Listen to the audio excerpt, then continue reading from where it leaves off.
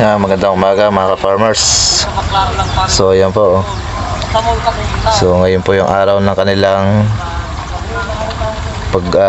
lilipat tanim, bunot na po ng kanilang pula, no? Yan po. Ito po ay sa Ilocano ay sikka, bunot tanim.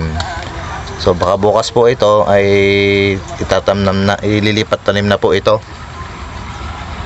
So ini-sprayan na po yun, no, sa gawi po doon, no, ng fertilizer, no, para po pagkalipat tanim hindi po masisira yung hindi po masasaktan yung mga palay po, no, yung mga punla.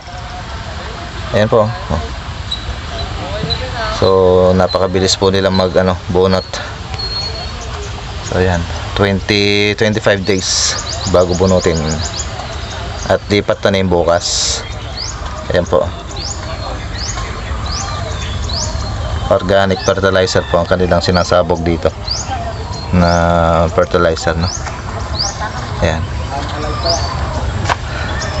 Ayan po, latest update po rito sa aking channel dito po sa 1 hectares. Ayan po. So yan lang po, God bless, thank you po, ingat.